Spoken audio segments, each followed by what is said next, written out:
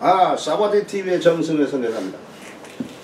두 번째로 치앙마이에서 열심히 준비도 하고 일도 하고 있는 새 선교사와 함께 오늘 태국 얘기를 합니다. 특별히 제가 작년에 출판한 이걸 그 전 시간에 소개를 하다가 지금 끝나는데 이제 계속해서 지금 소개할 것은 그러면 이 책이 내용이 무엇인가 그걸 말한 다음에 저 결론에 가서 결론을 얘기하면서 이제 얘기를 나누겠습니다.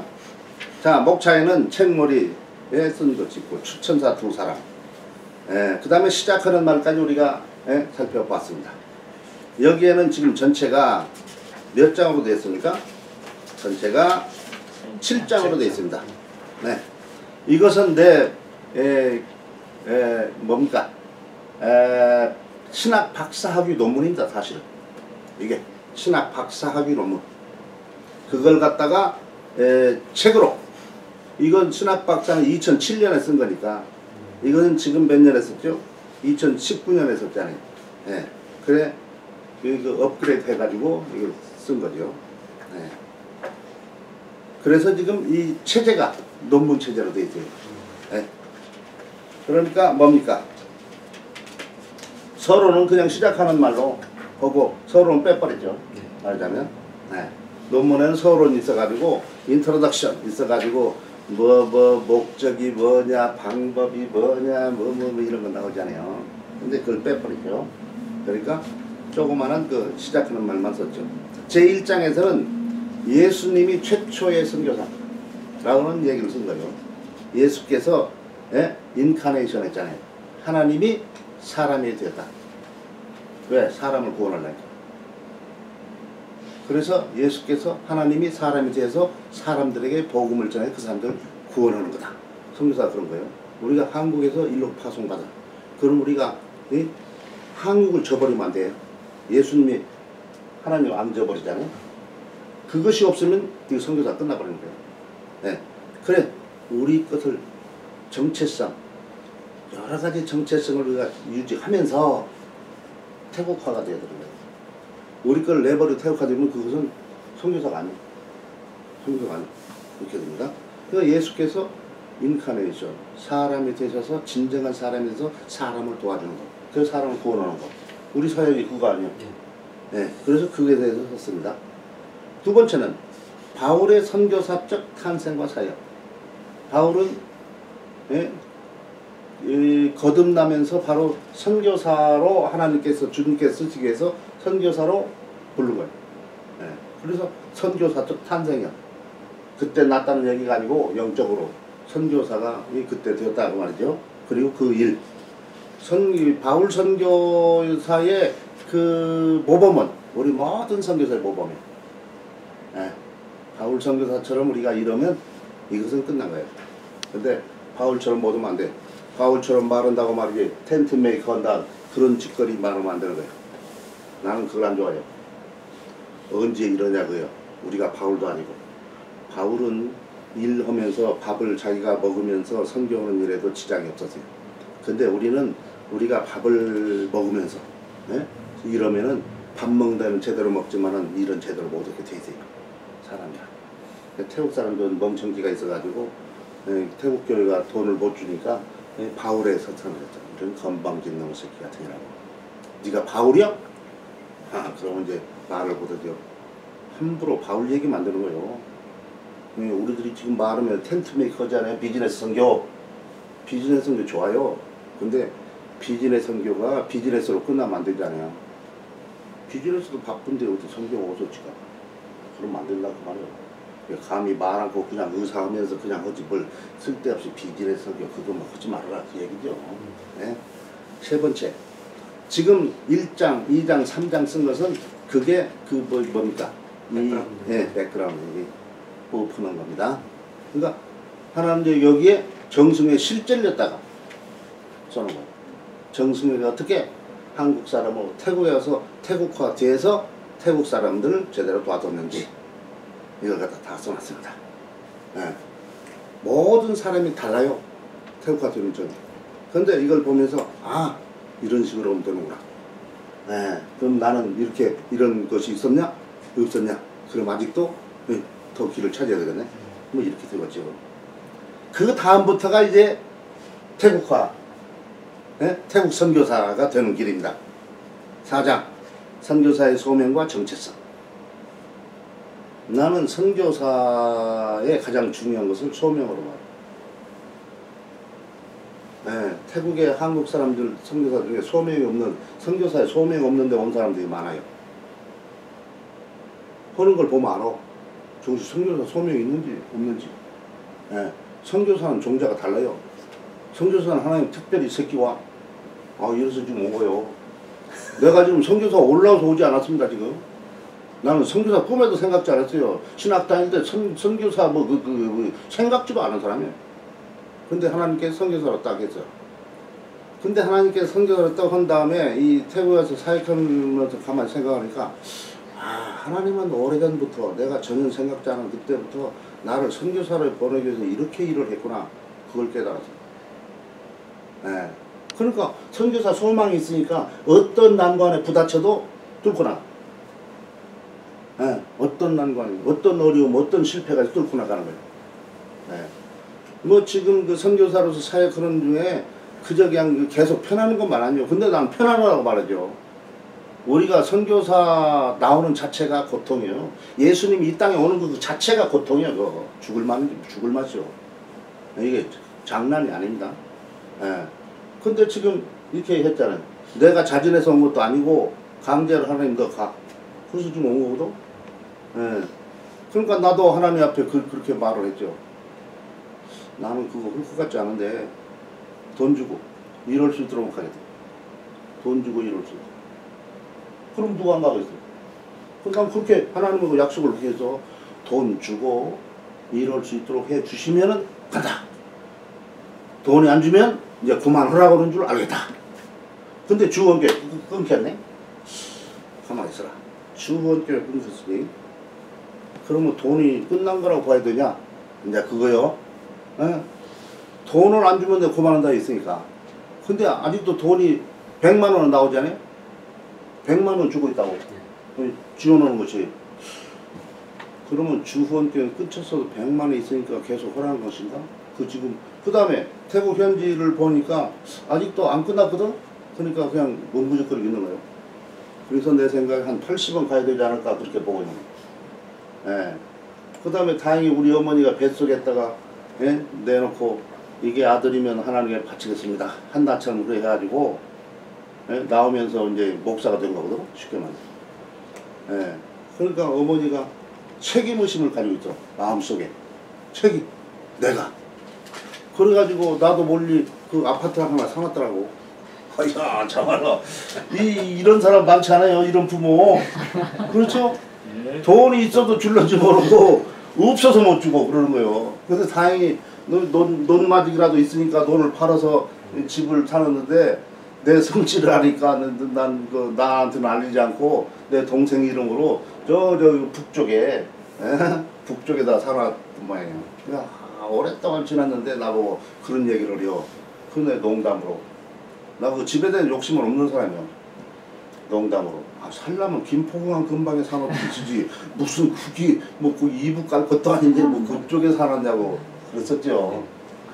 근데 목사님 잠깐만요. 네. 이게 목사님 원해서 선교사가 된 것이 아니고 네. 하나님께서 가라고 해서 이제 오셨다고. 예, 강제 진용받습니다.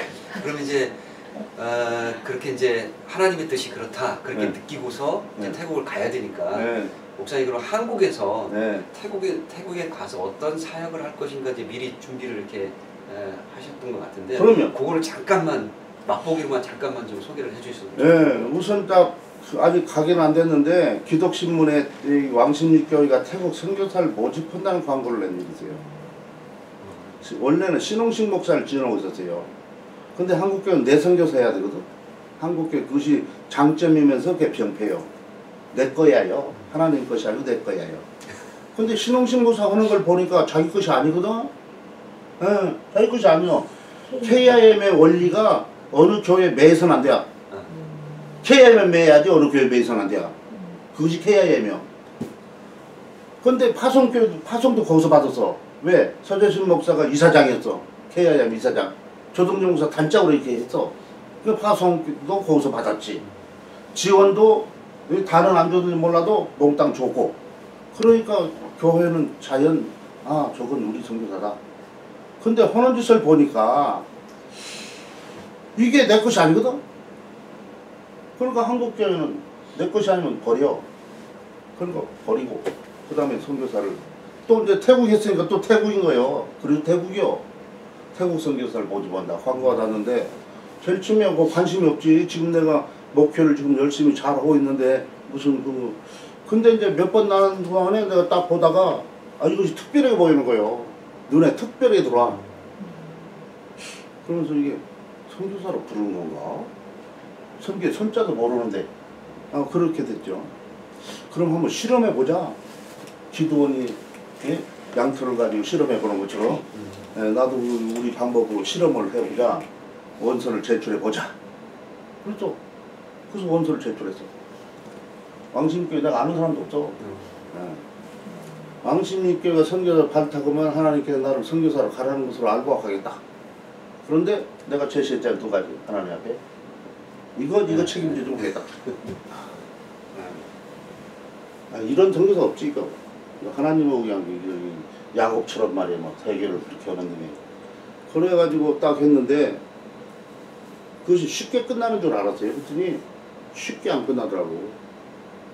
뭐 이렇게 됐으면 이렇게 되면은 뭐 한 달 지나면 뭐 집어도 한 달 지나면 그 당회가 모여서 뭐 이럴 걸 알고 있었는데 아니요. 그 속으로 그러면 그렇지. 근데 원서를 제출하고 내 약점이 이 글 쓰는데 말이죠. 내가 써놓고도 못 알아볼 글자예요 나는. 그런데 보고서를 쓰려면 타이프라이터로 해야 하겠구나. 그래서 이제 학원에 가서 타이프라이터 배웠어. 보고서 써야 되니까 앞으로. 네, 그런 거요. 그러고 있는데 어느 날 그 우리 그 장로님이 기도를 하는데 기도가 확 변했어. 네, 기도가 변했어. 기도가 뭐라면 앞으로 우리 교회가 세계를 선교하는 교회가 되겠다. 앞으로 가만히 있는 큰일 났네. 몰래 원서 이게 지금 뭐가 발견된 담임 목회 하시는 교회 담임 목사가 원서를 장로님이 네. 주일날 기도하는데 기도가 바뀐 거예요. 어느 날 우리 교회가 앞으로 세계 선교를 하는 교회가 되더라고. 이거 봐라 이게 멋이 샜네. 나도 말을 안 해요. 근데 그 사람도 지금 어디서 들었는데 나한테 말을 안 해요. 피차 말을 안 해요. 근데 기도를 그렇게 하는 거예요. 그래서 내 속으로 이거 뭐 샜구나. 근데 그 우리 장로님이 이제 이리 지역에서 그 유명한 장로들을 같이 통해 정치하는 장로들하고. 근데 속으로 생각할 때 아마 왕십리교회가 이름이 누군 줄 모르잖아. 그러니까 그 왕십리교회도 정치하는 장로가 있으니까 그 나이를 통해서 이리에 그 정치하는 장로한테 물어봤던 것 같이 보여. 정승이 어떤 놈이냐고. 확인 안 해봤어요. 근데 거의 맞을 거예요. 그러면 그 당시 내가 잘 나갔어. 30세에 그 북일교회 담회장에 있거든. 30세. 내가 장로면 30세짜리 안 청하지. 안 청해. 그러니까 하나님이 나를 목회 경험을 하기 위해서 30세짜리를 그 자리에 간 거예요. 기성교회. 개척교회가 아니고 기성교회. 네. 그 당시 집회가 보통 100명이 모이고 있었어. 역사와 전통이 있어서. 원광대 바로 옆에 붙어 있어. 네. 이리 쪽으로. 통합 측은 저쪽 황대기 쪽으로 반대쪽에 붙어 있고. 네. 근데 거기에는 동네가 별로 없어. 네, 별로 없는 동네예요. 근데 그 교회가 하여튼 목사 때문에 골치 아프다가 하여튼 나를 청하기 위해서 이 사람들이 이러면 이거 안 끝나는데. 간단히 해요. 네. 근데 목사에게 실망하니까 장로들이 앉아서 어디 장로아들 없냐 이렇게 나온 거예요. 쉽게. 장로는 그래도 믿음직스러우니까 장로아들 없냐. 그러니까 그 옆에 교회 모교회에서 정승회가 군목을 마치고 와 있다고. 그런 거요. 그래? 들어보니까 혹 했어. 자 신학 나왔지. 군목 했지. 그럼 사람들이 나이를 생각지 않은 거예요. 내가. 그럼 간단히 왕십리하고 그 얘기를 들어버리는 게. 뭐라고? 왕십리하고 더 진행을 시키자고. 네. 그 장로님. 지금 뭔 얘기를 하다 말았어? 근데 선교사로서 이제 한국에서 어떻게 준비하셨는지. 네, 준비. 그것만 하고 있었지. 예, 그러다가 왕십리에서 이제 연락이 왔더라고. 근데 꿈을 꿨어 내가. 토요일날 저녁에 꿈을 꿨는데 두 꿈을 꿨는데 하나 잊어버렸어. 근데 하나가 뭐냐면 전방 철책선에 근무할 때 내가 200명 세례식을 한 적이 있어. 대대장을 그렸어서 대대장과 장교 5명에다가 사병에서 200명을 세례식을 한 적이 있어. 근데 어느 날 주일날 문 앞에 서서 영접 아니요. 근데 문 앞에 서서 영접하는데 일단에 군인들이 오더라고. 어떻게 오셨냐 그러니까 나를 몰라보시겠어요 그래요? 누구시한테 내가 암흑의 대령이었다고. 근데 이 지역에 사령관하고 왔는데 목사님이 계시다 해서 인자 왔다 그래. 그것이 선교는 전혀 관계없어. 근데 나에게는 관계가 있어. 왜? 한국 먹기도 어려운데 태국에 선교한다는 것이 쉽지 않은 건데 괜찮을까? 그 염려가 항상 나에게 있어. 지금. 그러는데 그 사람이 와서 야 너 군대 갈 때 말이야 200명 세례식까지 했잖아서 그거요. 그건 나에게 그 격려하는 거예요. 또 하나 있어. 이게 항상 증인은 둘이 있어야 완벽하잖아. 그 하나를 잊어버렸어. 그 같은 거요. 내용 비슷해요. 근데 그 주일날 오후에 왕십리 전화 왔어. 아, 정승 목사입니다. 오랫동안 소식을 못 해서 죄송하다. 아, 오늘 우리 당회가 목사님을 선교사 후보로 선정을 결정을 했습니다. 그리고 그 당시 부목사가 장인 목사예요. 장인 목사 바쁘지. 장인 목사. 축하한다. 나 장인 목사 몰라. 예. 그래가지고 이제 그러면 이제 하나님이 부른 거 아니야. 내가 그렇게 생각했으니까 결정을 했으니까. 그래서 이제 거기를 뿌리치고 갔죠. 한 3년 정도 거기서 있어. 근데 교회는 그동안에 200명이 됐어. 젊은 친구가 말이지 100명에서 200명 되고 교회가 꽉 차버리고 교회당을 지하들 형편이 되니까 강대에 서면 웃음이 나오죠. 실성은 없죠. 웃음이 나와. 좋아서. 예. 안 그래 이거 30살 먹은 놈이 말이야 이거 고등부나 지도해야 되는 놈이 이 교회를 딱 하고 있는데 다 200명이 되니까 얼마나 좋아. 실성기가 있으려고 그래요. 건축원금도 해가지고. 네, 건축도 하고. 예. 그래 가지고 이제 그때 금식기도 했지. 일주일 가서 금식기도. 감사 금식기도. 예. 그래 마지막에 뿌리치고 저 갔지. 그래서 이제 태국까지 그 어려운 난관을 끌고 온 거예요. 예. 자, 그게 3장 여기 4장. 예? 15분 남네. 4장. 선교사의 소명과 정체성. 소명 말했잖아요. 선교사의 소명이 그렇게 중요해요. 나는 이런 확실한 소명이 있어서 이 선교가 되는 거예요. 이게 선교사 확실한 소명이 없으면 선교가 문제가 있어요. 네. 그 다음에 정체성.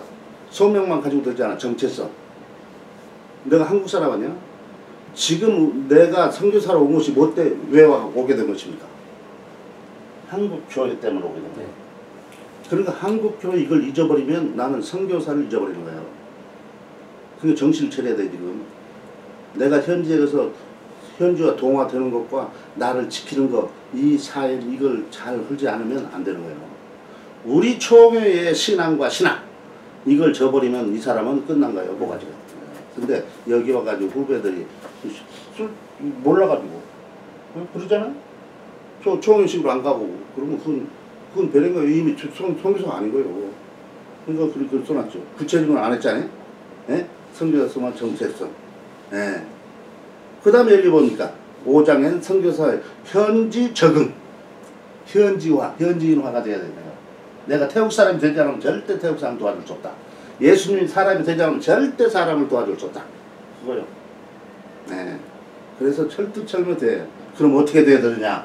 구체적으로 이제 나오죠. 그러니까 이것은 바쁘니까 이제 제목만 말해. 6번째, 선교지 교회화. 우리는 목사들이라 교회를 세워야 되는 사람이에요. 그럼 태국교회를 알아야 돼요. 우리가 태국교회를 세우지 한국교회 세우지 않거든요. 그러니까 태국교회를 연구해야 태국교회 같이 가는 교회를 세워줄 수 있는 거예요. 네. 그러니까 태국교회화를 시도를 해요. 구체적인 거 다 있잖아. 태국교회화 하기 위해서 내가 어떻게 해야 태국교회화가 될 수 있다. 7장은 이것과 관계없어. 또 하나의 제2의 정착과 적응이요. 네? 7번 선교사의 본국 규환과 재정착. 우리가 일을 마치면 돌아가. 주님이 일을 마치면 돌아갔잖아요. 나 여기 좋으니까 여기 살겠습니다. 않잖아요. 네. 돌아가요. 우리는 선교사니까 돌아가. 예.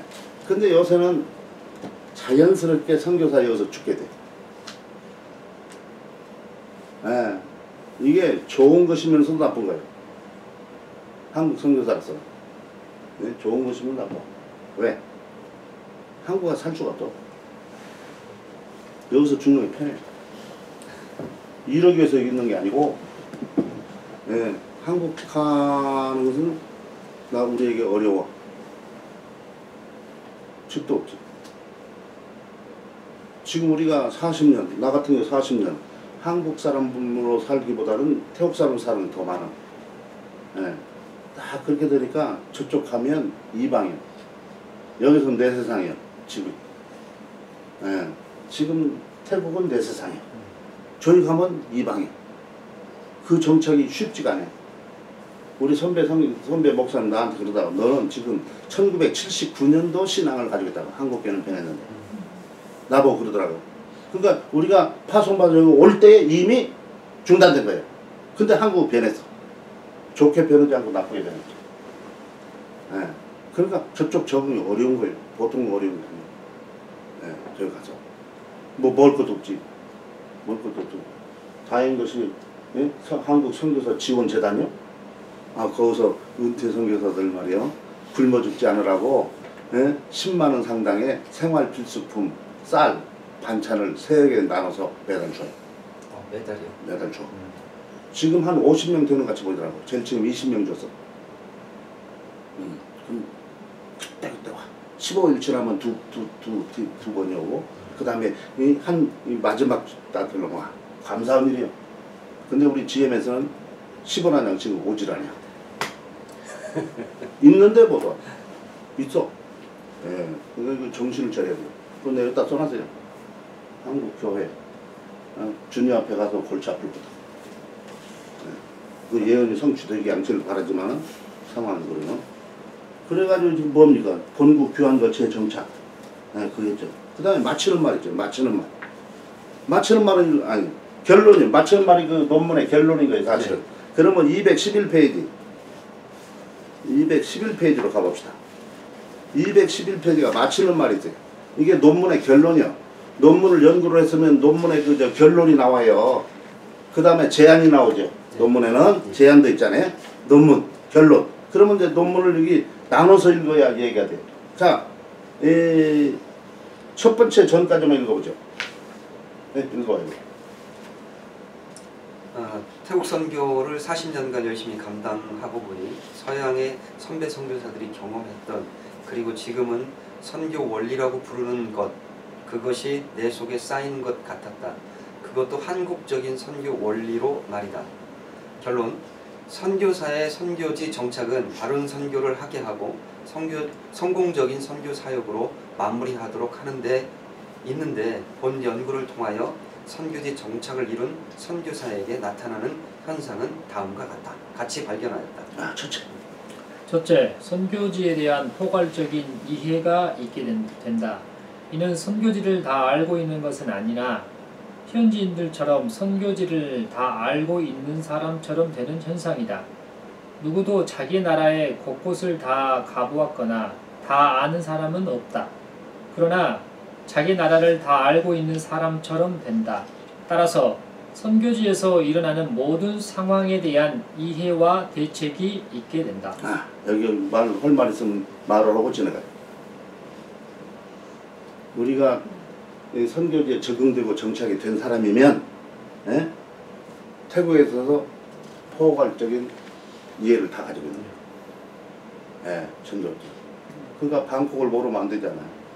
그렇죠?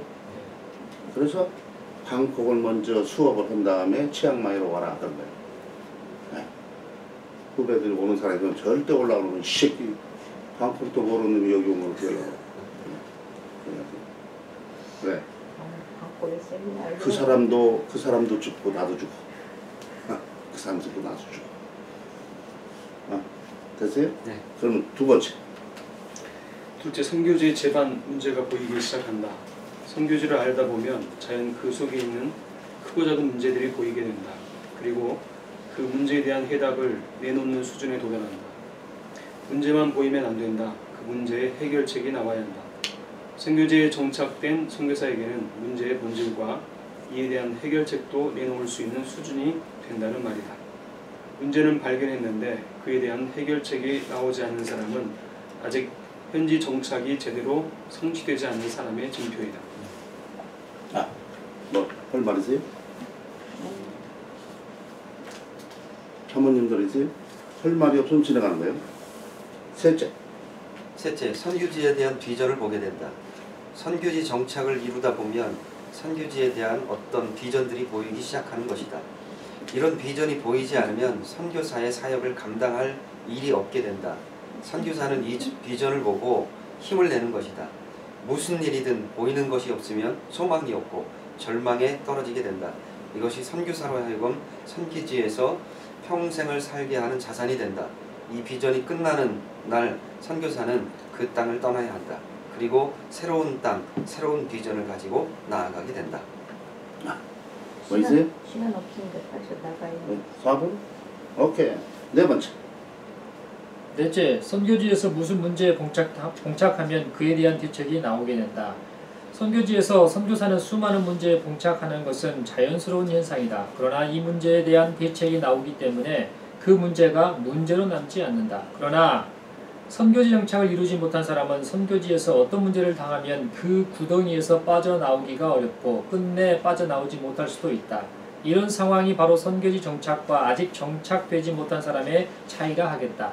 따라서 선교사는 선교지 정착이 자신의 생명으로 알고 힘써 선교지 정착을 이룩한 후 선교 사역을 감당함으로 좀 더 수월하게 선교 사역을 전개할 수 있기 바란다. 제안은 지금 3가지를 써놨어요. 제안 3가지는 그 붉은 글자만 한번 읽어보죠. 하나씩. 제안. 연구를 한 결과 뭐라고 내가 지금 그 제안을 모르게 해야 된다라고 하느냐. 첫째, 선교지마다 선교사 훈련원을 개설하여 선교지에 도착하는 모든 선교사들이 언어 훈련과 함께 선교사가 선교지에 정착할 수 있는 프로그램을 개설하고 운영하기를 바란다. 두 번째. 둘째, 선교사가 안식년을 다녀오면 다시 이런 프로그램이 참여하도록 하여 안식년 기간 중에 갭을 최소한으로 줄이도록 한다. 세 번째. 셋째, 안식년을 취하지 않는 선교사일지라도 정기적으로 이런 훈련 프로그램에 참여시킴으로 변화하는 선교지를 제대로 따라잡을 수 있게 하고 이끌어 나갈 수 있는 지도자가 되게 한다. 그러면 이제 지금 다 안 했지만은 결과를 맞춰서 사실 뭐 서론은 안 읽었어. 가만히 생각하니까. 저기 한 다음에 서론을 읽었어야 하는데 시간도 없으니까 이제 이것으로 끝나는데 뭐 이걸 하면서 뭐 얘기할 말 있습니까? 네, 이거 마무리하기 전에. 자, 없으면 이것으로 마치죠. 그리고 이제 앞으로 우리가 이것을 열심히 여러 번 읽은 다음에 내 것이 되고 읊을 수 있도록 하고 그 다음에 여기에서 뭘 발견하고 써놓고 또 질문하고 이런 식으로 하면 이게 되는 것이죠. 그러니까 그렇게 하기를 바래요. 자, 그러면 오늘 그 박상선 선교사, 그 다음에 박연수 선교사, 임영탁 선교사, 치앙마이에서 지금 자리를 놓고 일도 하고 자리를 놓아가고 있는 이런 선교사들과 함께 선교사의 성공적인 선교지 적응과 정착에 대하여 대화를 나눴습니다. 많은 도움이 되기를 바랍니다. 마칩시다. 감사합니다. 감사합니다.